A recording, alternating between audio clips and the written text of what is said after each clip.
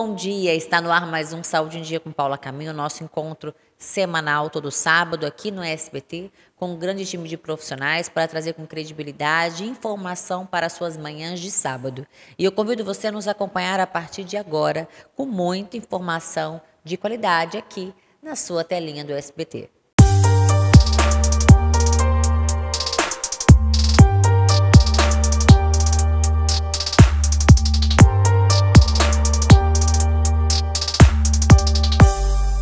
Olá! Você percebeu seu cabelo raleando e logo pensou que era calvície? Cuidado, pode ser outra condição que se parece muito com a calvície, mas tem outra origem, a alopécia fibrosante em padrão de distribuição androgenética. Vamos entender essa diferença? A alopécia fibrosante, chamada FADP, é uma condição que pode ser confundida com a calvície, porque também causa falhas e afinamento dos fios, principalmente no topo da cabeça. Mas, diferente da calvície, a FADP tem um fator inflamatório muito importante, que leva à fibrose no couro cabeludo, dificultando assim o crescimento de novos fios. O grande desafio da FADP é que, se não tratada cedo, pode levar à perda definitiva dos fios na região afetada. Mas a boa notícia é que existem sim tratamentos modernos que ajudam a reduzir a inflamação e, dessa forma, interrompem a evolução da doença.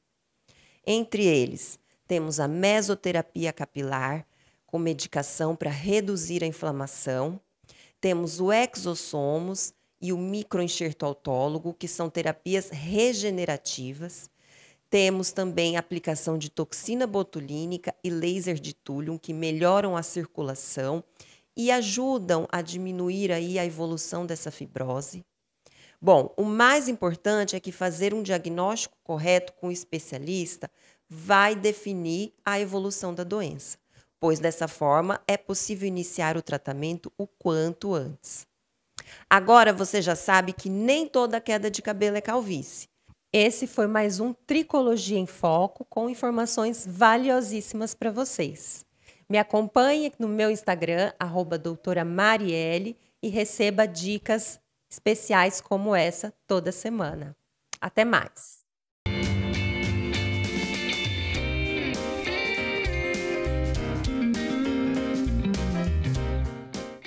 E hoje o programa Saúde em Dia com Paula Caminho está com uma convidada muito especial, doutora Fabiana Best.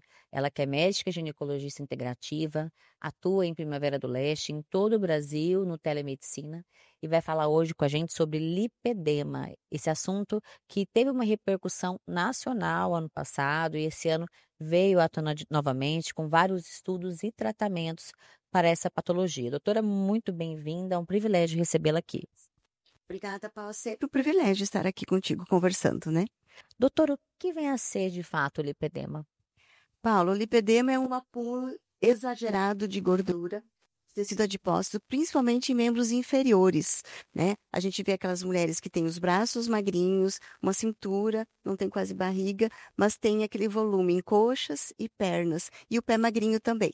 Então, é bem chamativo e há muito tempo não se dava conta que isso poderia ser uma alteração, né? E considerava, é de perna grossa, é coxa grossa, canela grossa, né, Paulo? Então, hoje a gente está alertando e chamando atenção para isso, porque tem repercussões para todo o organismo. Como que ela diferencia-se da obesidade, doutora? A obesidade a gente vê um acúmulo de gordura distribuída com todo o corpo, em braços mais grossos. Um parêntese aqui, o lipedema pode ter em braços também, é raro, mas ele pode dar em braços. Então é aquela mulher que é gordinha como um todo, bochechudinha, né? O braço, a barriga. Então você olha a composição corporal, é bem diferente. Uhum. Doutor, os sintomas, existe alguns sintomas que a mulher já pode ligar o sinal de alerta, né? E como que essa mulher ela pode identificar o lipedema? De sintomas, muitas mulheres relatam com frequência dores nas pernas, dores ao tato como se tivesse batido, né? Aquela dor da pancada, manchas roxas também, mas uma fase, o lipedema é dividido em vários graus, numa fase bem inicial são assintomáticas, e geralmente começa às vezes até a adolescência já isso, né? A questão do lipedema, e vai piorando com o envelhecimento, vai piorando próximo da menopausa. Então, ficar atento a isso, mas o principal é o aspecto. Então, aqueles membros inferiores, coxa, com o colote, faz né, fica avantajado a região do quadril aqui, e o joelho, ele é indefinido, não tem o formatinho do joelho correto, ele é reto, e no final, no tornozelo, termina como um anel. O pé é magrinho e termina ali, termina abruptamente essa gordura, né? Uhum. O lipedema, ele tem alguma causa genética, doutor, ou ele está relacionado a outros fatores? Pode ter genético, sim. Então, se histórico familiar. A minha mãe, eu tô com o corpo igual ao da minha mãe. Minha mãe tinha essas pernas, tem que ficar atento, porque tem, sim, a questão genética, mas também é o estilo de vida, alimentação e falta de sedentarismo. Então, tem a ver. E hormonal também.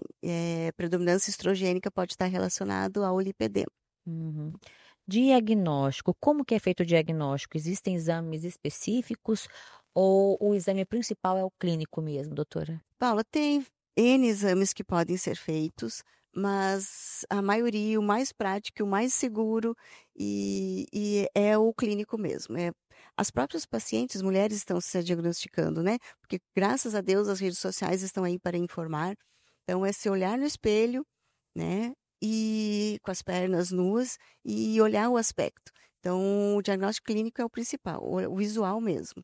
Não tem necessidade de grandes complementações. É claro que ali entra a bioimpedância, entra vários outros exames mais elaborados, mas não há tanta necessidade. E exames clínicos, né, laboratoriais, porque o lipedema acaba tendo inflamatório também. Então, marcadores inflamatórios a gente investiga. Uhum. Quais são os principais tratamentos disponíveis hoje, doutor? E como que a mudança no estilo de vida pode ajudar essas mulheres? Assim, uma vez diagnosticado o lipedema, é muito importante a gente atuar com nutrição anti-inflamatória. Então, vai desde a parte alimentar, alimentos, e a parte de suplementações. Então, é muito importante a gente entrar com ativos, vitaminas que têm ação anti-inflamatória no nosso organismo, que são vários, isso depende de protocolos, mas aqui eu alerto o NADH, coenzima Q10, resveratrol, olhar o padrão hormonal dessa paciente, dessa mulher. Então, é muito importante a gente, às vezes, atuar com hormônios que têm ação anti-inflamatória. Então, a gestrinona, o mesmo hormônio que a gente atua em endometriose, adenomiose, a gente pode ter ali a oportunidade de usar. E a gente tem cremes também que pode, nas áreas mais acometidas, colocar vários ativos, incluindo a gestrinona, como creme tópico, para atuar nesse processo. E depois, sim, educar em relação ao tipo do exercício físico, a questão de uso de meia elástica, a musculação com meia elástica compressiva é importante para trabalhar no inchaço. Exercício de muito impacto se evita. A hidroginástica, por o efeito protetor ali da água, né, e ação da pressão negativa sobre os membros inferiores do exercício, isso é importante também. Então, tem várias alternativas. Perfeito, doutora. O lipedema tem cura? Não tem. Tem Não controle, né? tem. Controle. Ah, como que o lipedema, doutora, ele pode afetar também a mobilidade e a autoestima dessas mulheres? Então, o lipedema não controlado, ele vai agravando. Então, você sai daquela perna que era na adolescência meio gordinha, meio cheinha, e a tendência é ir piorando. E não sei se todas têm essa, a gente não tem aqui para mostrar, mas essa imagem, aquela perna bem grande, e a dificuldade da mobilidade, sim, de subir escadas, de se movimentar. Por isso, a importância da prática de exercício assim que se faz o diagnóstico, para quê? Para que ela possa ter mobilidade. E a autoestima, sim, porque muda bastante a composição corporal. Então, a gente percebe pacientes bem depressivas, né?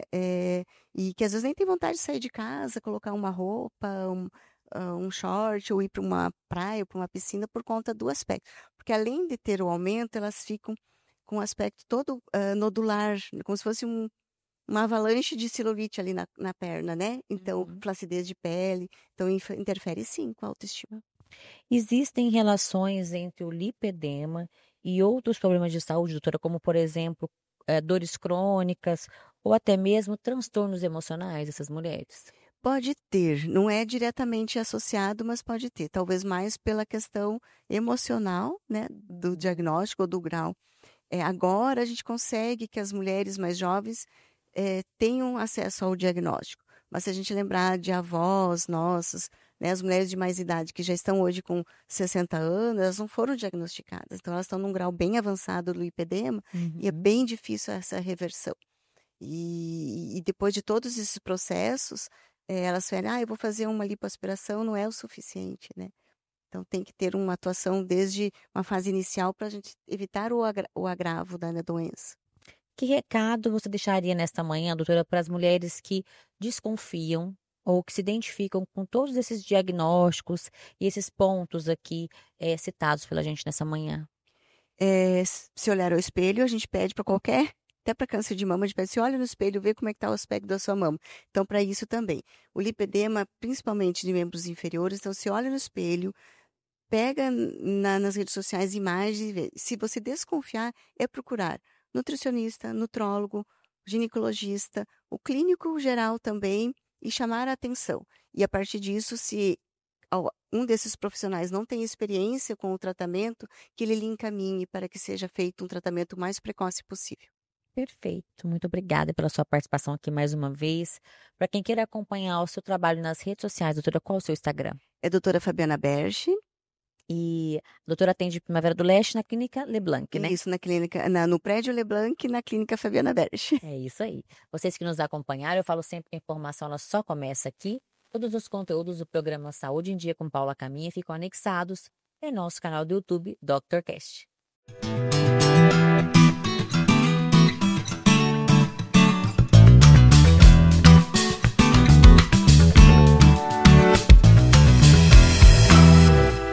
Bom dia, eu sou Alexandre Demarque, sou endocrinologista infantil e hoje eu estou aqui no quadro Dica do Especialista. E hoje nós vamos falar sobre açúcar, crianças, qual a recomendação, se o açúcar de fato é um grande vilão.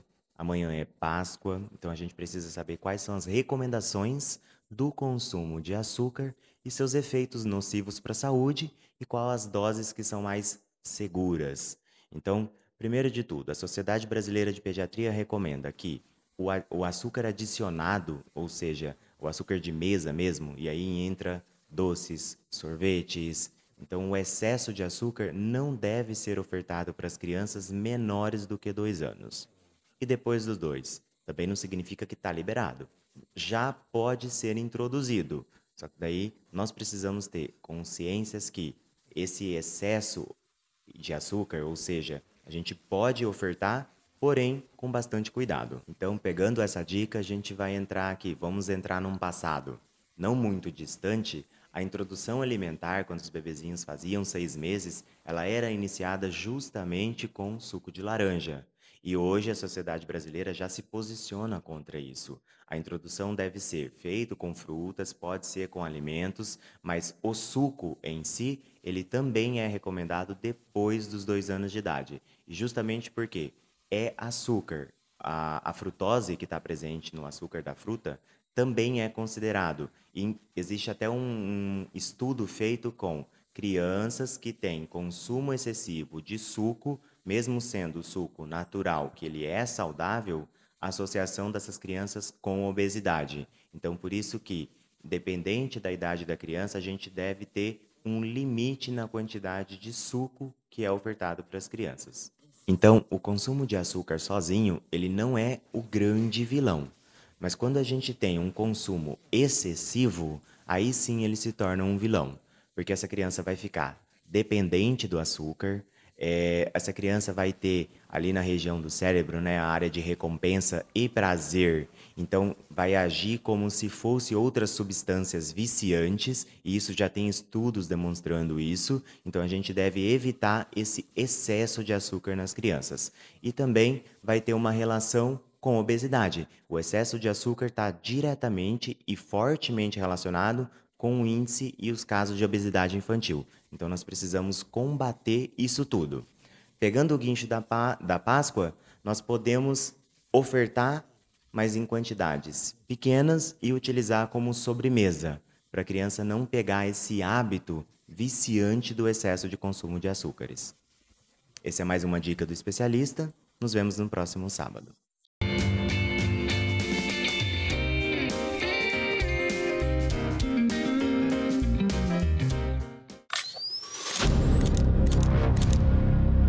Não tem como não se curvar à potência da natureza.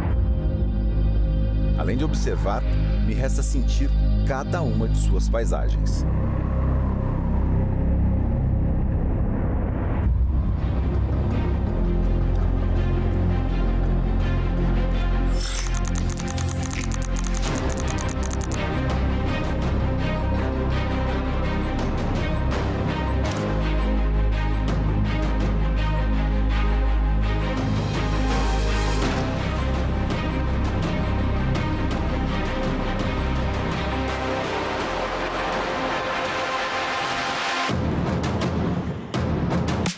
Não é só bonito, é muito forte. É como dirigir o Haval H6 GT, sentindo toda a potência dos 393 cavalos, combinado com os 2 motores elétricos e um motor a combustão. É poder desbravar esse cerrado com uma energia limpa. Essas construções milenares são 3 formações geológicas com milhares de anos, uma sendo construída em cima da outra, formando um cenário único. Se fosse um carro, ele uniria o esportivo ao SUV. Vocês sabem do que eu tô falando, né? Para aproveitar o melhor de tudo, basta unir o futuro com a simplicidade. Não tem como sair indiferente de um lugar como esse. Estar aqui é ganhar força para seguir adiante. Diferente. E com certeza, totalmente renovado. O único lugar que não dá para desacelerar é dentro do Haval H6 GT.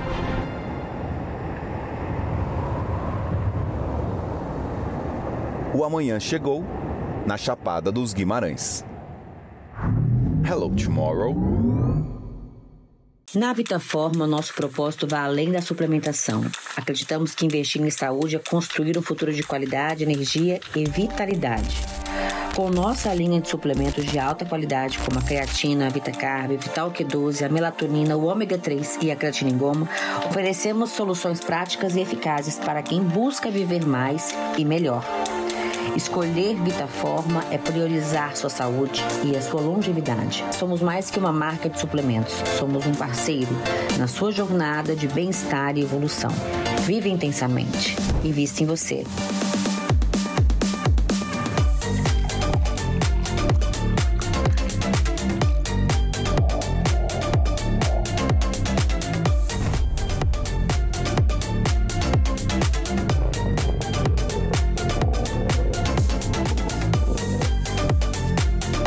Vitaforma, uma nova forma de viver a vida. Conheça a farmácia de manipulação Splendore. Oferecemos um ambiente aconchegante, um laboratório completo para manipular as suas fórmulas e uma linha própria e exclusiva da La Splendore, com produtos de skincare e suplementação. Na Splendore, você pode também agendar uma consulta farmacêutica para obter orientações personalizadas. Visite nossas unidades em Rondonópolis e Primavera do Leste. Splendore Farmácias de Manipulação. Há 11 anos, suplementando saúde.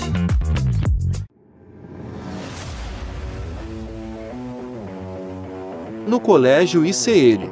O futuro começa agora. Aqui, nossos alunos vivenciam uma educação transformadora em uma estrutura moderna e acolhedora, com tudo o que precisam para crescer e se destacar no mundo. São 8 laboratórios completos onde a curiosidade ganha forma e o aprendizado acontece na prática. Nosso programa bilingue vai além das palavras, formando cidadãos prontos para o mundo. E não para por aí. Trabalhamos o desenvolvimento socioemocional e humano com aulas que incluem até meditação, para que cada aluno desenvolva empatia, autonomia e pensamento crítico.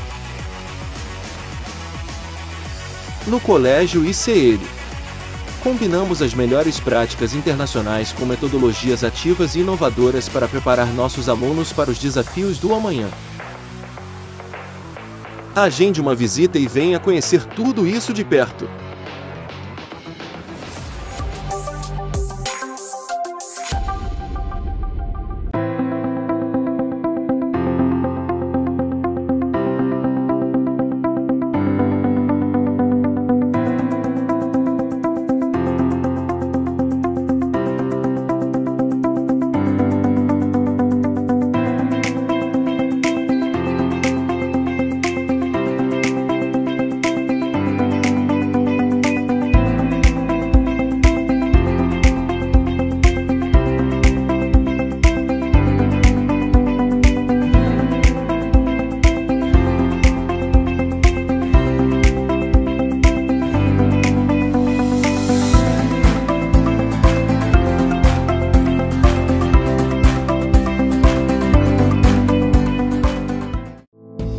Com sede em Cuiabá, a Oncolog é uma moderna e completa clínica para prevenção e tratamento de câncer. Com uma qualidade técnica e conhecimento de ponta de nossa equipe, fez com que recebemos o selo de qualidade da ONA, que melhora os processos e dá segurança no tratamento de nossos pacientes. A mais alta tecnologia para cuidar bem das pessoas. Essa é a oncologia do futuro.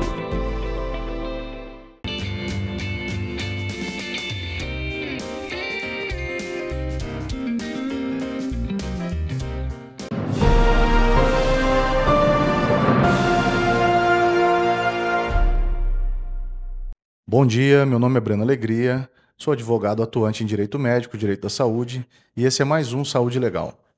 Hoje vamos tratar da diferença entre erro de procedimento e intercorrência. Na prática, é muito sutil essa diferença, porque a intercorrência é algo que pode acontecer mesmo quando o procedimento é executado da melhor forma possível pelo profissional. A intercorrência é um risco do próprio procedimento, que pode ocorrer com qualquer pessoa em qualquer procedimento relacionado à prestação de serviço médico.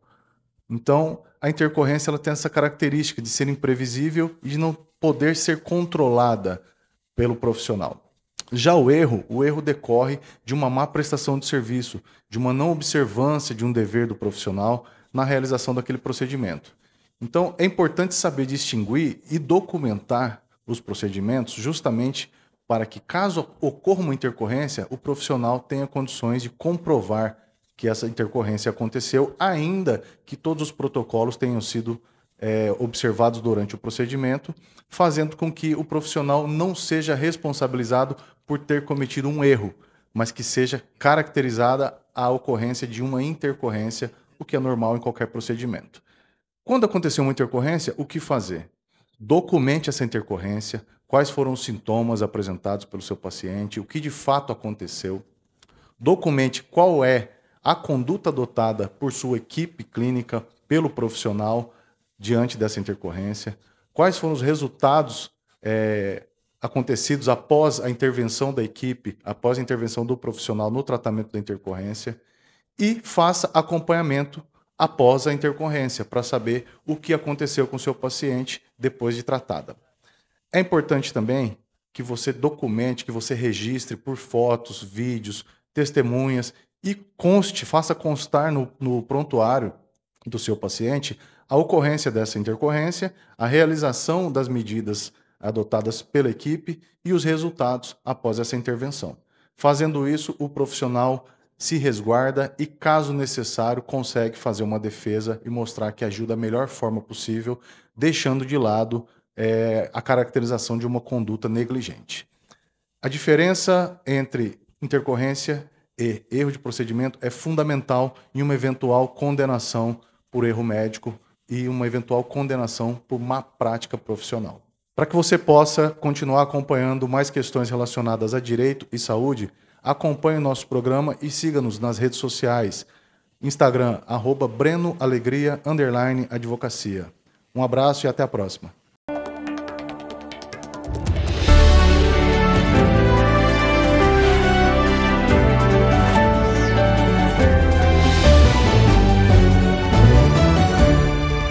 Olá a tudo bem com vocês? Meu nome é Josanete Molina, estou aqui mais uma vez no Saúde Contábil trazendo dicas especiais para vocês.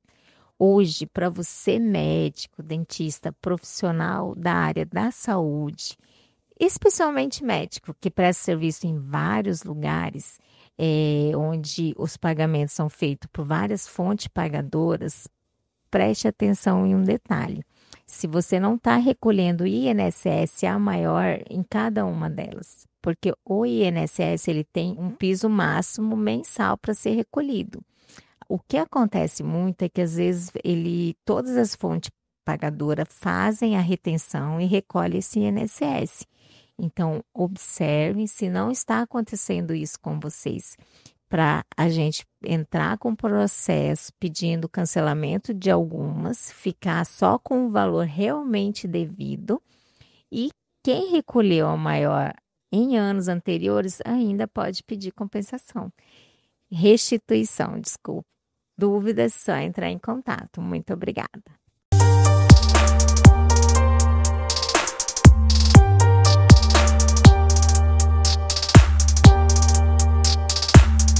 Olá, este é mais um quadro Direito e Saúde. Sou Jaqueline Larreia, sou advogada e hoje nós vamos falar um pouquinho sobre cobertura pelos planos de saúde de procedimentos estéticos e criopreservação.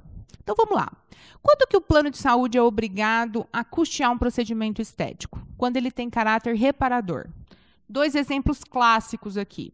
Quando um beneficiário fez uma cirurgia bariátrica e aí ele tem o excesso de pele abdominal, ou no caso da mulher, eventualmente tem algum problema na mama, alguma descaracterização da própria mama que demande aí a necessidade da cirurgia reparadora. Ela não fica com caráter eminentemente estético, ela tem um caráter reparador. O excesso de pele pode causar o acúmulo de fungos, causar doenças. Então, se perde a característica eminentemente estética do procedimento e passa a ser reparador. A segunda hipótese é no caso do câncer de mama para a mulher.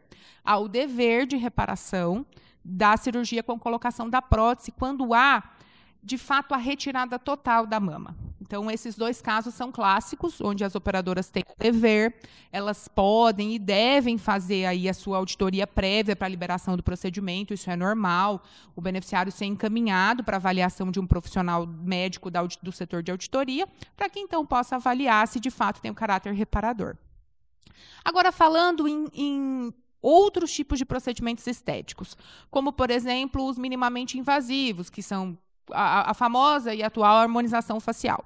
Esses não são procedimentos que têm nenhum cunho reparador, são totalmente de caráter de embelezamento estético, portanto, não tem dever de cobertura pelas operadoras de saúde. E agora, um outro fato importante, que a gente tem uma decisão um pouco recente nos tribunais, é a criopreservação. São casos em que a fertilização feminina pode ficar comprometida em virtude de algum tratamento. Vamos lá. Uma paciente que tem um câncer no ovário vai ter que retirar os ovários. Isso pode culminar com o fato dela não conseguir mais produzir óvulos, a depender do tratamento que seja feito, a depender da extensão do câncer. Então, a retirada dos óvulos, a guarda deles, para que no momento posterior aquela mulher possa, de fato, gerar um filho, é de obrigação de custeio das operadoras de saúde. Então, lembrando e ressalvando aqui, se o tratamento médico coloca em risco a fertilidade feminina, a preservação desses óvulos passa a ser de responsabilidade da operadora e ela deve custear esse procedimento. Era isso que a gente tinha a tratar hoje, espero ter esclarecido um pouquinho as dúvidas de vocês. Até já!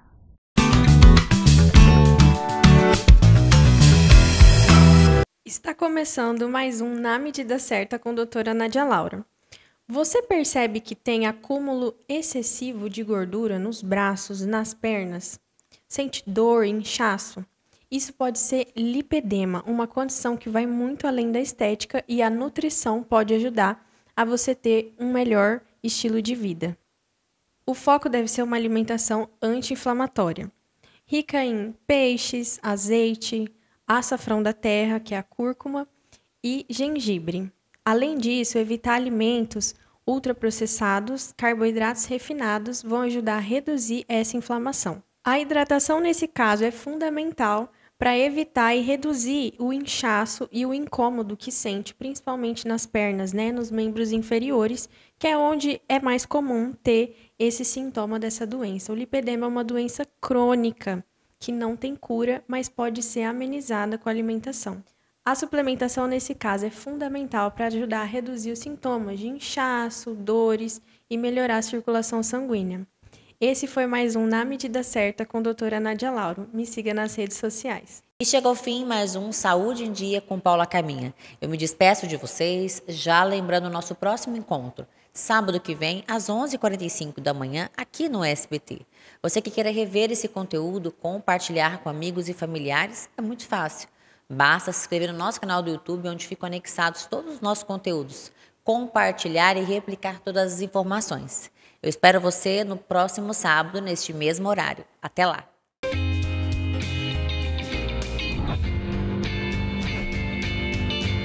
VitaForma, uma nova forma de viver a vida. Clínica multidisciplinar Existir. Existindo para desenvolver. GWM. Bem-vindos. Somos a GWM.